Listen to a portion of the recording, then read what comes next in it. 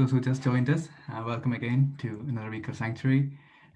We're just going to the next talk in the series. So last week we talked about marriage, and I thought that was the most relevant topic to all young people. But actually, this week's topic, discipline, is even more relevant to people of all ages, not just the young people. So today we will be talking about discipline, and especially being students, it's very relevant to all of us and all the working people as well. And I think in the times of exams and assignments, when we put the pro in procrastination, this is something that can be really used upon. So the talk this week was, we kind of had the title "The Bridge Between Goals and Accomplishments." So to help us become that bridge, we have Father Pontianus here today, or as we call him, Father Ponti. He's based in Cork. He's doing a PhD in sociology. So he's also a student, so he knows all about discipline. So, Father, you're very regular here in Sanctuary every week, so we welcome you, and we just would love to listen from you about a few things on discipline, if you can. Thank you. Nick is an excellent footballer. I hope that's true. Good evening, everybody. And I think it's wonderful for us to meet every week. I personally, Sanctuary has not just been a place where I come to just listen, but I think I've learned so much, given the fact that a lot of us are younger. I tap from your passion, your enthusiasm, and the level of interest I see some of us exhibit when it comes to issues about God. Talk about our faith, talk about the church. I'm so impressed, and I feel rekindled or encouraged. I was asked to just talk about discipline, and I didn't want to talk about discipline as an abstract topic or an ideal topic. I feel I'll talk about it just as a reality of life from my own little experience, and then a few thoughts from the scriptures.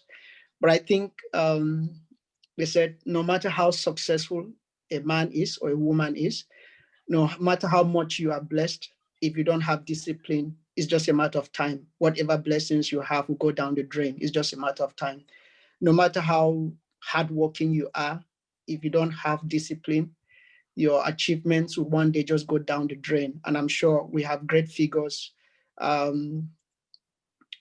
We have people like George Best, some renowned great footballers. We just lost another great footballer to Diego Maradona at the age of 60. This is a sportman, and sport people are people you expect to live longer. But I wouldn't want to go into criticizing his life as a person, but I'm sure most of us may have seen comments and reactions over the social media. And somebody said something. Somebody said, Diego Maradona, you have done so much to our lives, but whatever you have done to your own life, what matters is that you have done so much to our own lives. And I think that was a clear indication of how much he has given out to others as a celebrity, as an icon, as a rock star. But the struggle for discipline to keep his own life going and to be able to give that success to himself was a big challenge. And so this is not kind of a scorecard discussion, but I'm just trying to bring in this example so that we begin to have an idea of what we're going to talk about this evening. And discipline simply means training, training that helps or makes people to become more willing to obey or more able to control themselves. So discipline simply means ability to control yourself. All of us know we grew up with parents. A good number of us grew up under parents or elder brothers or sisters and aunties and aunts. And we had that opportunity and privilege of them trying to be a guide and leaders for us, teaching us, guiding us, scolding us, and if possible, spanking us when they need be, just to make sure we are kept in track, we keep moving on the right path. And when you get to a certain age and everything you are let go to yourself. I've always argued that the greatest mistake the modern world has done is this presumption that at 18 somebody is responsible enough. You You are 17, 11 months, they still feel you are not responsible. As soon as after 1 month, they feel suddenly you have become responsible, as if responsibility was like a boiling kettle that gets to 100 degrees centigrade and begins to boil.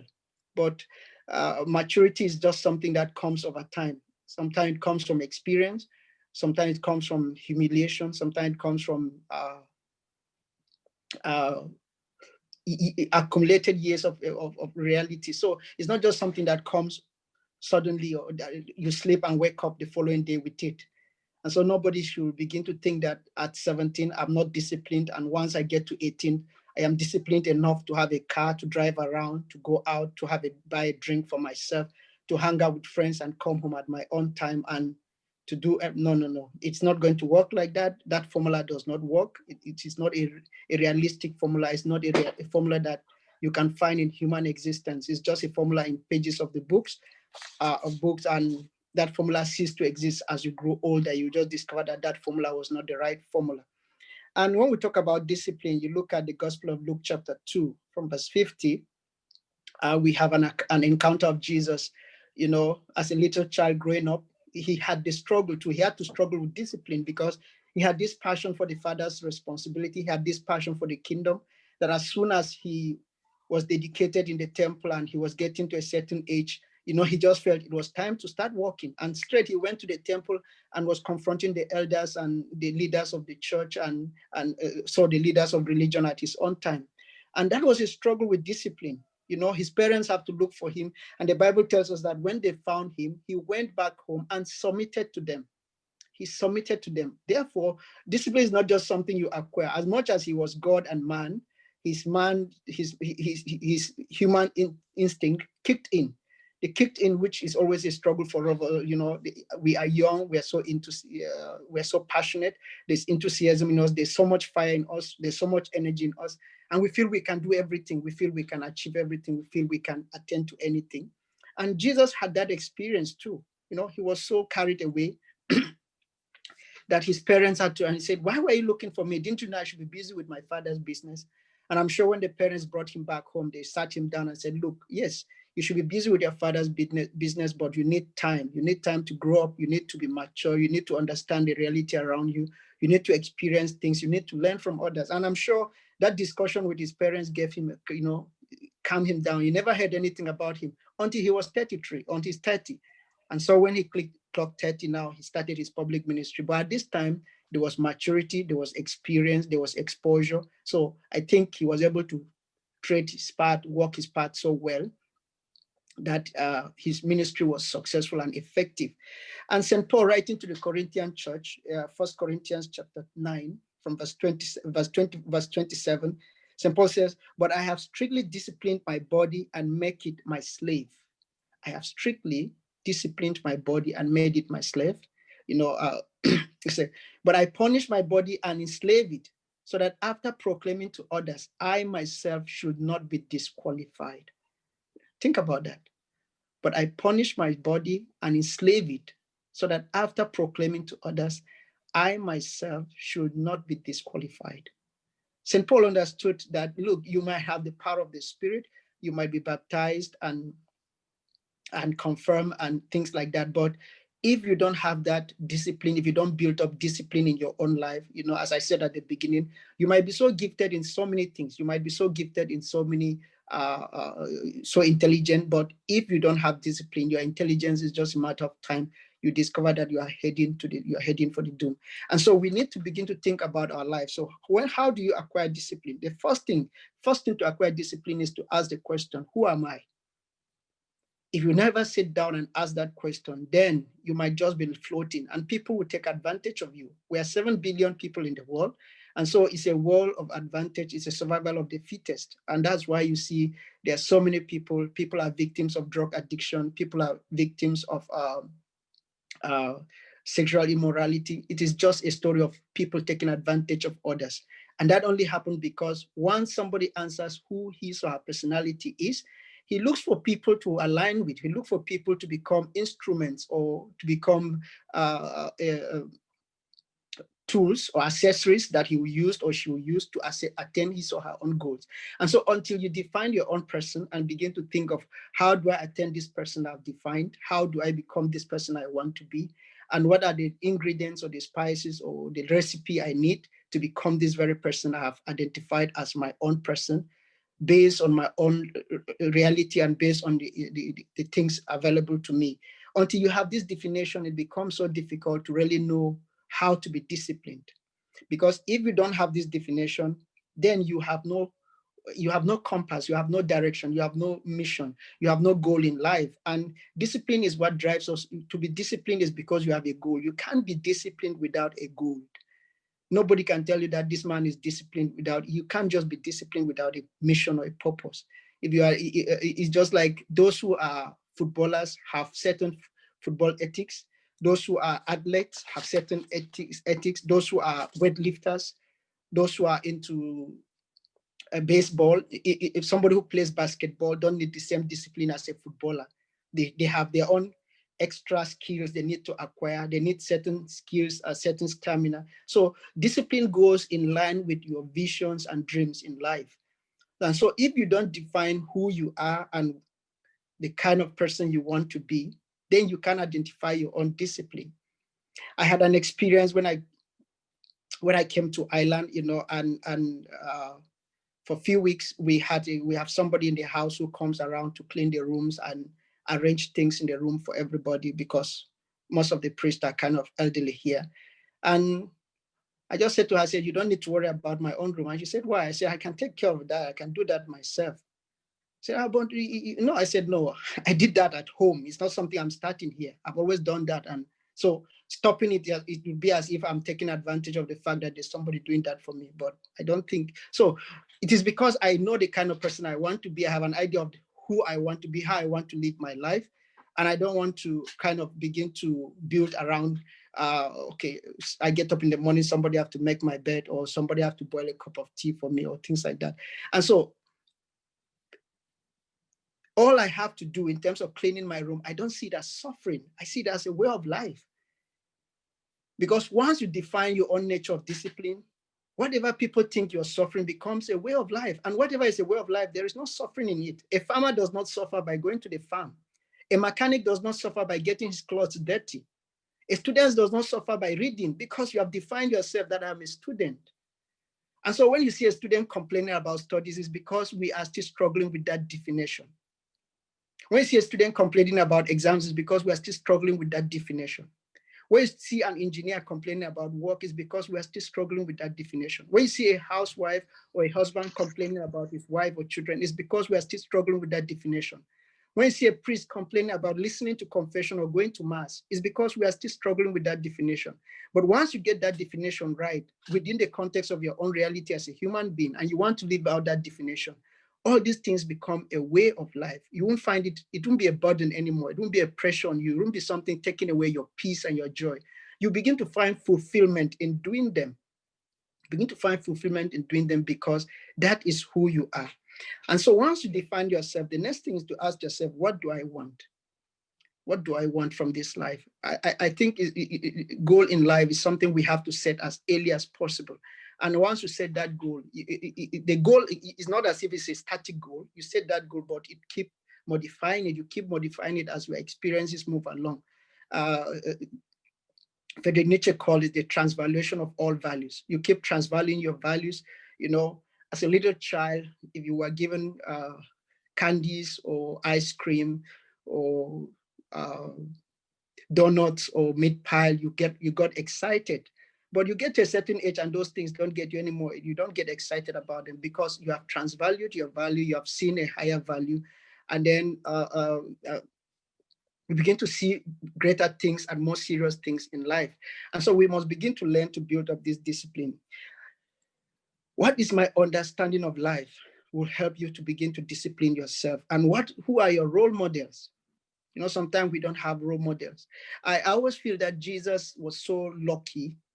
I'm sorry to use that word, but that's the truth. He was so lucky that he had a father and a mother, foster parents who were role model. Mary was a role model. When you read a little bit about the life of Mary, her decision to remain a virgin, her humility, you read her Magnificat, my soul glorifies the Lord, my spirit rejoices in God, my Savior. He looks on his servant in her lowliness. Henceforth, all ages will call me blessed. The Almighty works marvels for me. Holy is his name. His mercies. If you listen to that song, you see a woman of simplicity, of humility, a woman of dedication, a woman of discipline. And then you look at the life of Joseph. Joseph, do not be afraid. Joseph, who has discovered Mary was pregnant, being a man of honor. That's what the Bible describes him. Being a man of honor, he didn't want to divorce her publicly. He wanted to do it informally, silently, calmly, quietly. These are men of discipline. This was a man of simplicity. This was a man of discipline. Because if he was kind of a man who was kind of not disciplined, he had no understanding of the kind of person he wanted to be. He want to create a problem. He would like to assemble people, make so much trouble about why should my wife be pregnant when I'm not aware of that. But the Bible described him as a man of humility, a man of sin. So he was a man of discipline. And so Jesus grew up looking up to two people who were exceptionally disciplined, who were focused, who knew what they wanted out of life, and they lived just that. And I think that is why we must always have a role model. Some of us may be privileged to have role models that are very close to us, our biological parents, our brothers, or our sisters. But that's why the church is so, in her wisdom, is able to bring forth saints. That's why the theology of sainthood exists in the Catholic Church, because we know that not all of us are privileged. Not all of us are born in this kind of a family that we have role models within us. And so the church family presents to us various role models. I remember as a little child, I watched a documentary on St. Padre Pio of Prececena, and that stayed in my mind. I just kept looking at that man. Every time I saw his picture, I was just so excited. And I remember watching that video, the video clip when he was a little boy and his prayer life. And I said, I wish I could be praying like that man when he was small. Though I was growing older then, but that picture stayed in my mind. And so as we grow up, to build up a life of discipline, you must have a role model. Who do you look up to? And why do you look up to that person? Unfortunately, we live in an age where celebrities have become icons for us. And so many of us look up to celebrities. Their mode of dressing, the tattoos they carry, the kind of clothes they wear, the kind of cars they drive in, the drinks and the food they eat. But in terms of who you want to be as a disciplined person, as a responsible person, as somebody with a vision and a goal, you must also look at who in the church do I see as a role model? Whose life have I tried to imitate? Whose way of simplicity or dedication or faith have I seen that I can pick up and build up to myself? And so until we have this kind of role models with us and we try to follow their way of life, it will become so challenging for us. And so when you have a role model, then you begin to look at the role model. What is the spiritual orientation of my role model? What is the understanding of this person? I've read about his life, or I've watched a video clip about him. What is his understanding about life? How do I see this person? What is his spiritual orientation? And then you begin to ask yourself, what is mine? And where am I lacking? How do I improve? And what are those things I need to do to improve them? And so you begin to think of your prayer life. And so prayer life no longer becomes a routine. I always say, as a Christian, when you're just beginning up and you have not grown in the things of God, I have to pray in the morning, I have to pray in the afternoon, I have to pray in the evening. Yes, that's the beginner style. That's the beginner style. But you get to a certain level that you don't longer think of prayer like it is morning, I have to pray. It is afternoon, I have to pray. It's evening. No. Prayer becomes a wellspring. That's what the Bible describes, a wellspring, that just keeps gushing out of you. It's always there. Consciously, unconsciously, either you're eating, you're sleeping, you're reading, you're writing, you begin to see prayer accompanying you in your dreams. You begin to find prayer as part of your dreams, that you'll be dreaming, and in your dream, you find yourself praying. It's because it has become a spring in you. And so the conscious mind, either it is active or unconscious, the spirit is at work because you have grown in things of God, you have grown in the spirit realm. And this cannot come overnight. It's not just something you pick by the roadside. It's something that comes with discipline. It's something that comes with discipline. And And once you build up this habit and you build up this, but I think we had this, there are these young men that had this Exodus 90 days, and they said it takes it to begin truly to build up a habit of discipline. You need a minimum of 3 months, 90 days, trying to have a constant way of life, something, a routine. I always think of the strongest force in the world is the military. The strongest force in the world is the military, and whatever we have in the civil society is always half of what the military have.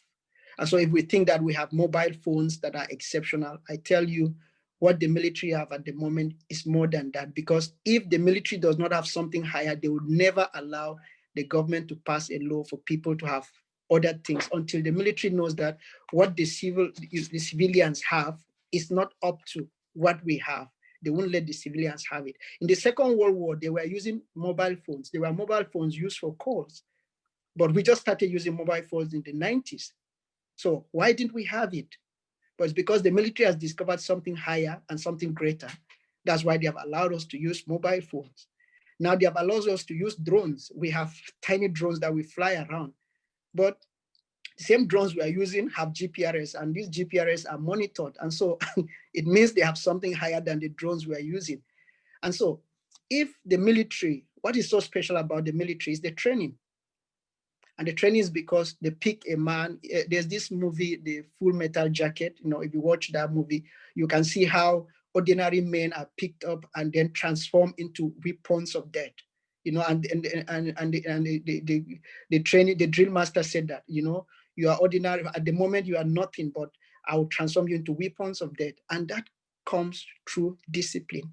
When we talk about the great saints of the church, the great priest and wonderful nuns and religious, sometimes I walk into people and they look at you and they feel like, how do you cope being a priest? How do you cope being a young person? I just laugh, but because I feel it's something that they just train your mind. You're going through training for 9 years. You're in the seminary for 9 years, and they keep hammering this story into your brain that you get to a point that you just feel this is the ideal life for you. This is the ideal life for you. And then if you follow it up with prayer life, because discipline is not just something that you start and stop. Discipline is sustained by grace. And that's what the spiritual dimension comes in. And so if you decide on how you want to live your life and things you want to do and how you want to follow and what you want to become, you must always remember that you can't do it on your own. We are ordinary human beings, flesh and blood, like St. Paul would say. And are the weapons of our warfare, they are not carnal. But if we submit to the power of God, now God transformed that our human effort. And then the human effort becomes so fruitful. Like the gospel of today. Look at the people, after Jesus had done so much for them and he wanted to feed the 5,000, they said they have only 5 loaves and 2 fish. That was nothing by their own reckoning. That was food. Like, I'm sure Nickel coming back from work very hungry, he would just clear that in 2 seconds. But that meant so much at the power of God's hands. As soon as God transformed them, it was enough to feed so many. And so the most important thing we must put in the back of our minds when we talk about discipline is to understand, who am I? What do I want?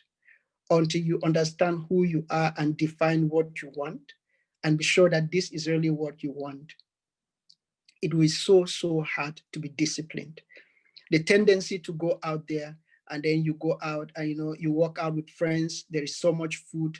I had a crisis in my diocese when I was back in Nigeria, that we used to have priestly meeting once in a month, and all the priests will come together.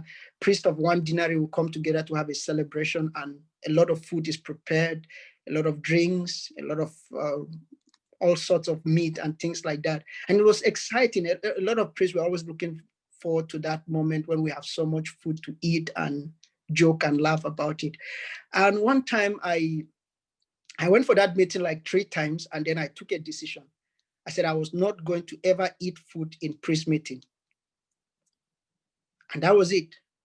And the reason I took that decision was because I discovered I was going for that meeting carried away by what I was going to eat than who I was going to meet.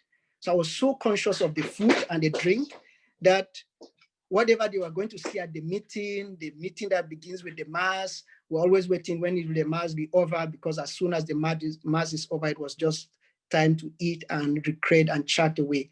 But I just told myself I was not going to eat. So anytime I was going for that meeting, I'll eat in my house and then drive to the meeting, attend the meeting. And when they're eating, I just sit there and chat. I'll be drinking water.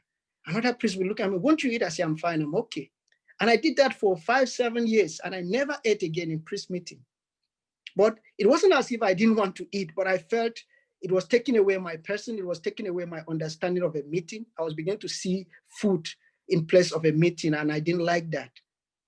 It was a hard decision. It wasn't something I just took overnight and came, because I discovered as soon as I took that decision, I'll go for meeting, and then I'll discover some food that I enjoy so much. Some of my local food from my own community will be transported to the meeting, and I'll be looking and say, oh my God, these people are trying me. They want to see how far I can go with this decision, or they want to try my patience. And this was the same experience I had as a growing up little child in the house. Anytime I was fasting and I went to school, I was coming back and I was going to break my fasting at 3 o'clock after Divine Mercy. When I get back home, I'll see my mother had prepared something very attractive, very delicious. And the house, the aroma will be there right from the gate. I'll just be wondering, why is this woman treating me like this? Why would she prepare this on this particular day? She knows I'm fasting. But she doesn't know. And so it was a struggle between saying, yes, this is what I want. I have to insist on this. This is my own discipline. This is my own sacrifice to God. And I'm not going to break my fasting because something special was prepared in the house. And so discipline is not something that we are sure that's just going to come with ease. It's something that we must struggle with. It's something that we must fight. It's something that we have to keep reminding ourselves, I want it because I know there's a higher goal. Because if there is no pain, there is no gain. So basically, finally, I'll just round up with studies. For those of us in school, as a student, you must understand that to go to school and finish and have a certificate and you can't talk about what you study, it's a big dent on your personality as a person. How will I be able to understand? A lot of students struggle with understanding what they are reading, because a lot of students will read materials without trying to know the description, the subject matter of the modules you are taking. The only way you can understand anything you're studying is, first of all, to know what is the subject matter of these modules. If you have a modules that you are taking, the first thing is to ask yourself, what is the subject matter? Once you know what the subject matter is all about, okay, the subject matter of this is about conflict. Then begin to create a picture in your head. Once you create a picture in your head, all the details in study materials on Canvas or wherever will just fall into describing that details you already have in your head. But if you don't understand the subject matter and create a picture of your own, whatever you read, you are reading somebody's picture, and that is somebody's idea. It won't easily sit into your head. It's just like when you know your father and you walk out and you meet another man and somebody says, meet my father. His understanding of his father may not be the same with your understanding of your own father. But because you already have a picture of a father in your head, you are able to abstract the basic characteristics of a father from his own father to understand how you should relate with his own father. But if you have never had a father figure in your life and somebody say, meet my father, you begin to struggle to understand him. And so when you read a material or a book from somebody else, without creating a basic understanding of what the subject matter is, you are picking an abstract picture that you have no idea in your head, and that picture will not sit. Once you get into the exam hall, you begin to look what materials the ceiling of the exam hall was made with. You can't remember because you don't have the basic picture in your head. But if you create a picture in your mind and you develop that picture, then which you create from this basic description of what the modules is all about, and then you move from there, it will be so easy. So by and large, this is just where I feel that this is where we can build discipline about our studies. And these are the few things I feel like sharing with you today. Thank you very much, and God bless. Thank you, Father. Father, that was very, very straightforward and exceptionally very simply put. Thank you. I think there's a lot of things in there, especially like for me personally, like, I'm someone who thinks, do tomorrow kind of personality. So this is like, it was calling me out so much. But I think the biggest thing that I took away from that, it was, who am I and what do I need? You can't have discipline if you don't have a goal.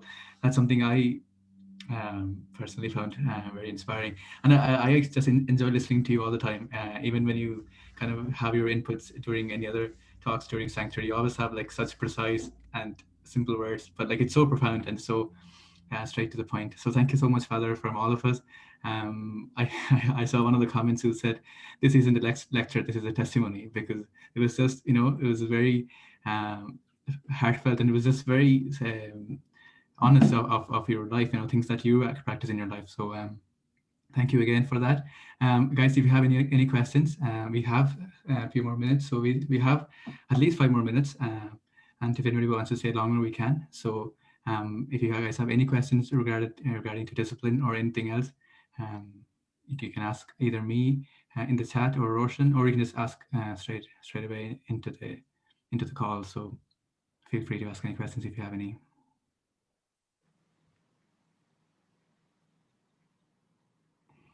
So, Father, we have a question or comment from Giorgio.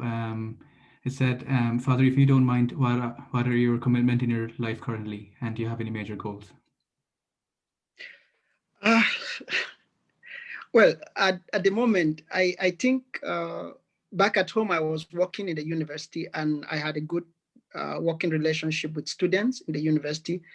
But I was just a chaplain, and the university community felt I could be more effective if I have a qualification, because in a university setting, lecturers will always look down on you if you don't have academic qualification. So they felt, Father, going to school will be very helpful for you, and it will expand your platform so that you are not just seen as a spiritual teacher alone or an expert in theology, but if you have an expert in other secular field, I think you might be able to have a larger audience. And that's how I found myself going to school. And it has been an exciting for me too, because I find I'm trying to kind of take the gospel jacket out, take the jacket out of the gospel, but I'm still talking about the gospel, but without having the jacket as the gospel. So it is still the same gospel.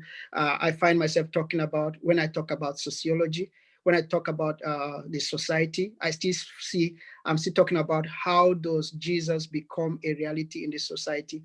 And so very often my arguments, my writing, my articles, I'm still bringing in the social teachings of the Catholic Church. And I feel this is I'm just creating a second string, so that I'm pulling the gospel, I'm pulling those who are already in the church, and I can be able to pull those who are outside the church as a sociologist, and then be able to pull those who are already in the church as a priest. So my goal is just to be able to create these two strings perfectly, that I can pull them without, as St. Paul say, that at the end of it, or I should not preach the gospel and be disqualified. So I'm very conscious of that. And that's why I have to try to build up a discipline of my own life as a person, that I don't tell people about the goodness of God and then end up not living that goodness in my own life or radiating that goodness. Perfect. Thank you, Father.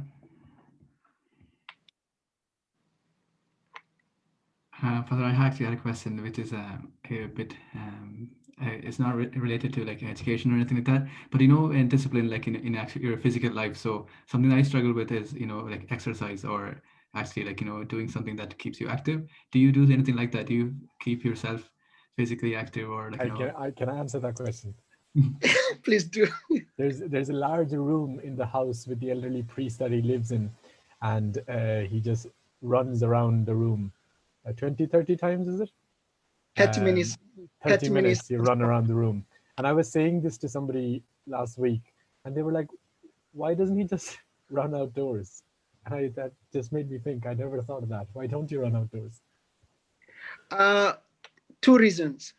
One, when you're running, you need consistency for your muscles to be put under pressure. But if I'm running outdoors, I have to slow down for somebody to pass. I have to slow down to cross the road. I have to slow down because a car is moving. So those things will create my muscles slowing down. And that muscle inconsistency is not good for my exercise. But if you're consistent for 30 minutes, so your muscles are pressurized for 30 constant minutes, that means they have gone there. You have done the exercise and you have done the pressure exercise, which pressure means doing something out of the normal. So the abnormal is the consistency for 30 minutes. But if I'm just running on the street, I won't be able to have that consistency because of being interrupted by people or cars and things like that. So that's why I used the room. Yeah, I can say from experience, the only time I come close to resenting you, Father, is when we're playing football and if we're in opposite teams and you're scoring and I'm defending, trying to keep up with you is, very makes me very resentful.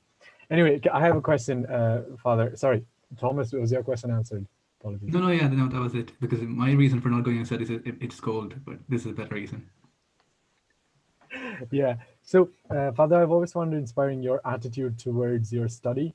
You've mentioned before how you just go into the library and you'd be reading for 10 hours, and that is inconceivable for me. Another time you were sharing how you had a leisure time and you were on YouTube because you'd studied, then you were taking a break, and you were on YouTube just watching things, and you randomly came across a video on climate change that was associated with your PhD thesis, and you watched that video and followed up the link under the description, and you were able to add that to your thesis, thereby making it more relevant and current affairs and stuff.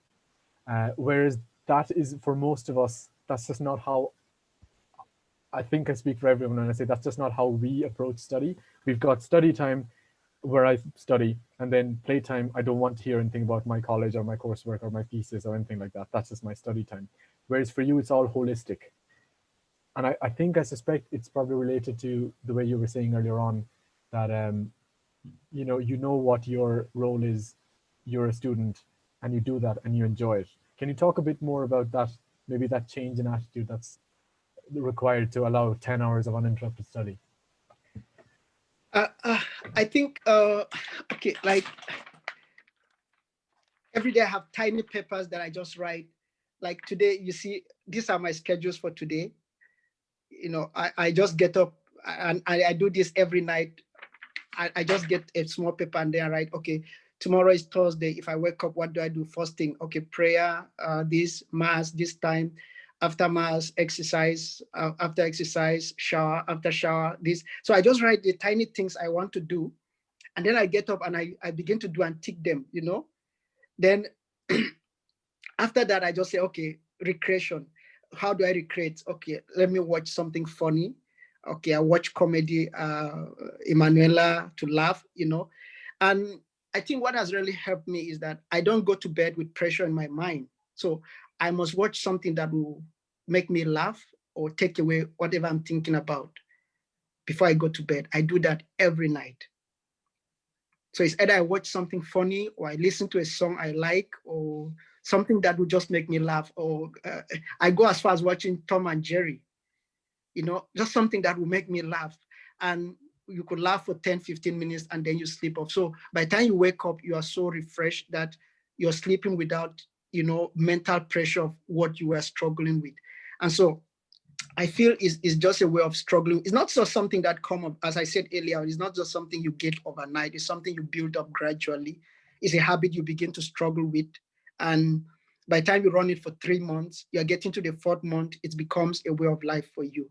And so at that point, you are no longer struggling. It's becoming something you are enjoying. And this is possible because you have already set a goal and you have chosen the kind of person you want to be. So it's not as if I find it kind of way of locked down or something putting pressure on me, but it's just a way you plan your day. Tomorrow I have 24 hours. We must always remember time is linear. Time is not cyclic. In the ancient world, time was a cycle. It is raining season, people go and farm. Raining season is over. It is harvesting season, people go to harvest. That was how our ancient parents lived with, but we don't have that anymore. Farming is all year round. Harvesting is all year round. So time is linear at the moment. So once it passes, we don't have it anymore. That's one thing we must understand. We're living in the modern age. We must remember that time is no longer a cycle. Time is a straight line. And so once you pass, you allow that segment of the time of the line to pass you, it has passed. You can never get it back because time is not a cycle like our parents had in the past. And if you look at the Gothic cathedrals we have, you can see how much time they had. that they can take 1 month to chisel a stone. We don't have that anymore. And that's why we are paid in hours, no more in weeks or in months. We are paid in hours. So that's how serious time is to us. And so time is not just a linear thing that we can just fall into and get out of. So I think these are some of the things we need to understand as we manage our own time as people. Wonderful. Thank you, Father. I know you're also very keen on your time, so we've just gone past time. But if you guys have to leave, you can. Father, we just have one more question. I think you went through it today already. You just said, do you have a structure to your day, and if so, how important do you think it is to have one? If once you have a structure for the day, it helps you because you can't be you don't fall for everything. You know, if somebody calls me, okay, Father, can we hang out? First thing first, I just listen to the person and estimate the need. If I see the need pastorally, I know it is church work. So I say, yes, let's hang out. But I know I'm not just going out because the person is going to buy me coffee or we're going to sit and talk. I'm very conscious this is my pastoral need. The person may want to go to confession, may have a difficulty he or she want to talk about, or may just be pressurized and want to talk to a priest. So I know I am going out, I'm going for my work. So I don't see that time as being wasted. But if somebody say, okay, can we go out for a drink? I want to buy you a beer. Okay, I know this is just a drink. I'll begin to ask myself, what is my plan for today? How does this infringe on my plan for the day? Is this going to take away my time? And at the end of the day, it's just a drink the person is talking about. The emphasis is on the drink, not on us seeing or talking to me. So I now know I'm already evaluating the need and the situation with what I have for the day. And so that helps me in such a way that 1 week means 1 week. You know, don't say 1 week means 1 day. There are people whose 1 week is just 2 days. You know, 5 days, they can't account for it. They can only account for 2 days.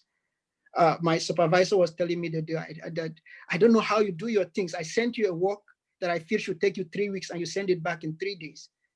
And I know maybe she is looking at my work, maybe comparing it with maybe whoever may have done PhD with her previously. But for me, 1 day means 1 day. 1 day I'm here to study. So I know an average student, an average civil servant, an average person working works for 8 hours. And so if I am here to study, that means averagely I should be able to give 8 hours out of the 24 hours to my studies. So that is just an average civil servant who goes to work. But here I'm paying for the studies I'm doing. I'm also paying tuition. So why will I be paying tuition and then won't be spending 8 hours a day in my job? People spend 8 hours and they pay them, but me, I'm paying. Then I don't spend the 8 hours. I'm cheating myself. I'm unfair to myself. So I think when I just look at those things like that, and then I just, it motivates me and I just face my studies. And so by the time you try to work, you get up in the morning between the morning to midday, you give in 2 hours. From midday to 6 p.m., you give in 3 hours. That's 5 hours. From after 6 p.m. to whenever you go to bed, you give in 3 hours. You have covered the 8 hours. And if an average serious student read like that for 5 days in a week, you should not have any academic problem. No, even if you are studying rocket science, you should not have any academic difficulty. Perfect. Thank you, Father. I think that's all our questions. If there's no other questions, we can wind up. Father, thank you again for your wonderful input on a very relatable and very correct. Sure, like I don't know what the word is, but like it was very insightful anyway. Thank you so much for that. So we can just wrap up. I just have a few announcements. Can I ask a quick question? Very quick question, Father. Could you give us a breakdown of an example of your day, morning to night, an average weekday? I go to bed at midnight every day. So I go to bed at midnight every day, maybe 10 past 12, 12:30, 1:45, but I know it must be after midnight. And I go sleep straight. So when I watch something funny, my mind is already on a what do they call it? Easy mood. I've already laughed. So even if somebody had got me angry or there's pressure on me, the laughter will have just cleared my mind. So I have a light mood. My mood is light, then I sleep. So sleep will come as soon as your heart is not heavy, you always sleep. So I sleep and I wake by 7 or 7:30. As soon as I wake, I say a short prayer. And after that short prayer, I exercise. So my exercise is just 5 to 7 minutes. Could be press up, could be stretches, could be whatever. I just need to get what we call high breath. This. I just make sure I breathe like that because it gives your heart the heart begins to work faster, which means the veins that were calm when you are sleeping receive pressure blood, and those veins are able to run fast, which reduces the chances of blood clotting and heart attack. So I begin like that. So I make sure I have this restless breath, whatever way I can do to make sure I'm gasping for air. It also gives you a room to breathe in more oxygen because you're awake. You're breathing in more oxygen, which means more oxygen in your blood, which tunes you for the day, gives you the mood for the day. So after that, I go in and I have my shower. Then I come out. I go for mass. And then after mass, if I don't have mass in the church, I just go to the chapel and I have my mass there. And then after mass, I come back and then I study for 2 hours. And usually my breakfast is just one banana and one kiwi. So I just eat the banana and the kiwi. That's my breakfast. So after that, okay, sorry, before my breakfast, I take 2.5 glasses of water, hot water, just no milk, no sugar, no beverage, just hot water, 2.5 glasses. So that saves me the stress of looking for water in the afternoon to drink. So I take that, then I eat the banana and one kiwi. Then I study for 2 hours at a stretch. And so when I study for 2 hours, that brings me to midday. I say my Angelus, and then I just reflect about what I've studied for a few minutes. And then I try to see if I can regurgitate what I've studied. And I just write kind of bullet points. I mustn't get all, but if I can get 2 or 3 from what I've studied for 2 hours, I feel okay about that. And then I try to have prepared lunch. When I have lunch in the afternoon, I study for 1 hour. Then I take Divine Mercy. After Divine Mercy, I sleep for 35 minutes. I sleep for 35 minutes or 40 minutes. And then when I wake up, I just walk around like maybe 2 minutes just to shake my body off. Then I study for 1 hour again. And then I prepare for the evening. If we have sanctuary like this, fine. If we don't have, I just kind of loiter around, maybe a few things. Then after I have something in the evening around 6:30, I study for 3 hours. So once I study from 7 to 10 or from 7:30 to whatever, I just make sure I study for 3 hours. And then if I finish by 11, I could just keep myself busy, sorting this, arranging that, touching this, looking at that. Before you know it, it's midnight, then I go to bed. And so that's just my daily routine. And then once there's an appointment, I just fixed a place I just fix it within these routines. So it's either I skip my siesta or I skip my afternoon study. And once I study, I skip the 1 hour in the after siesta, after lunch. I begin to remind myself, you have to study for 4 hours after 6 p.m. If I miss 1 hour in the afternoon, then I know after lunch I have to study for 2 hours. So I just try to make sure before noon, 2 hours, 2 hours between noon and evening, and then 3 hours between noon and evening, and then 3 hours in the night. So that's just my average study time. And then once exams is approaching, I could study 10 hours every day, because 2 weeks to exams, I'm not studying. I'm only jotting points in papers here and there. I'm going to the loo, I'm jotting papers, I'm walking around, I'm just jotting points. So once I keep jotting those points, I get into the exams hall. You don't struggle, they just come, they just flow, they're just part of you. You don't even need to think. And so once you start writing, you don't stop, you just write to the end. And so when people are afraid of exams, you don't need to be afraid, because you have studied enough and you know the key points of the discussion. But this is something you just build the habit. As I said, it's not something you can just get up and it falls into you. Like if somebody starts today you begin to see the effect maybe by the middle of next year. Then you just discover that there's something different about you. You can handle a lot of things. You can handle pressure. Once they say you are meeting people or you're writing exams, you don't find yourself, there's no fear in you. There's no pressure because you already have an idea, your way out. So I think that's just my basically my life. Oh, that's really cool. I like the way that it's so structured and so repetitive. Like you have one banana, one kiwi, you sleep for 35 minutes, study for 4 hours, watch It Tom was and Jerry one for 20 banana and minutes. 2 kiwis. No, one banana, one TV. Yeah, man, they don't mess with I the kiwi. think I'll try to someday. No, Father, that's actually wonderful. Thank you again, Father, for the very insightful talk on your discipline life. Like I personally think this is very inspiring. What will be your lunch and dinner then, Father? Sorry? Your lunch and dinner, do you have that? Okay. My main meal is the lunch. That's the main meal I have is lunch. My dinner is always something very simple.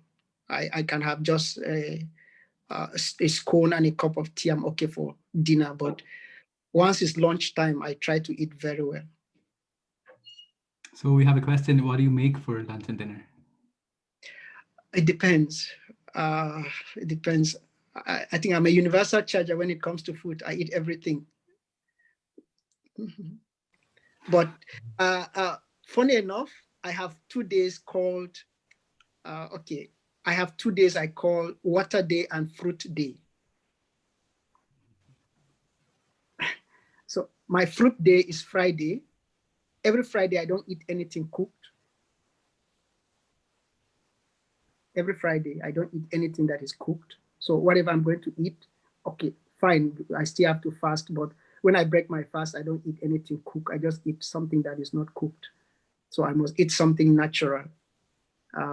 Mainly fruits. That's all I eat every Friday. So that also reduces the chances of eating meat. So I don't eat meat on Friday or fish. And then every middle of the month, I choose a day for water day. So I drink a lot of water that day.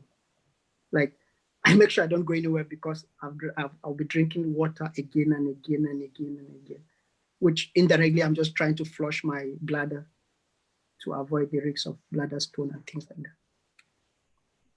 So, like, what would that be like? So, like, how many, like, 2.5 glasses every 3 hours, something? I drink water such a way that I must pee in every 30 or 40 minutes. I think this is getting a bit too intimate at this stage, Georgie, or maybe back off a small bit. Yeah, that's so interesting. I never heard of this. Okay. Yeah, I call it water day. Very good.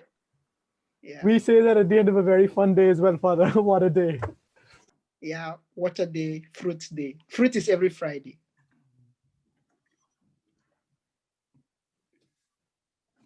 Great. Any more questions, guys, on his diet or anything else? No, I think that's it. Before I end, I just want to thank all of you. Like all I've said is not as if I'm trying to give an impression of kind of a Superman or somebody who is extra good, but I think I just feel all of us, we learn from each other, and I've learned from so many of you, from most of you, and I feel talking about these things is just for somebody to. I don't expect everybody to do this, but I'm sure it can give you an idea of whatever discipline you want to pick for yourself.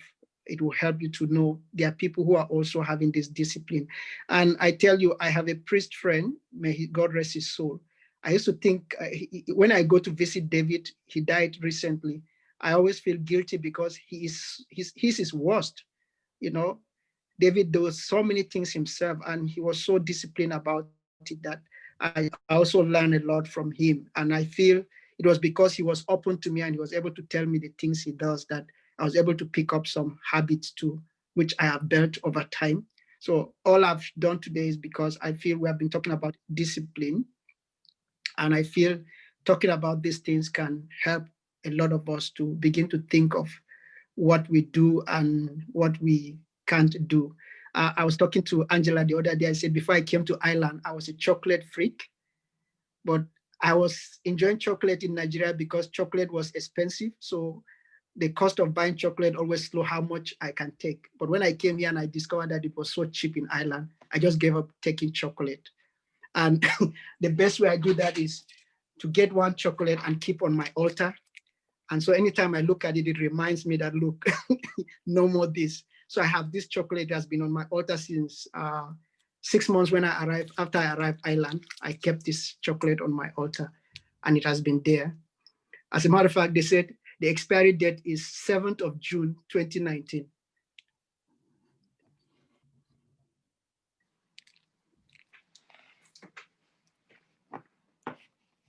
Yeah, Father, I think we're gonna have a lot of fanboys and fangirls after this. George was like mind blown. He's like, yeah, thank you, Father.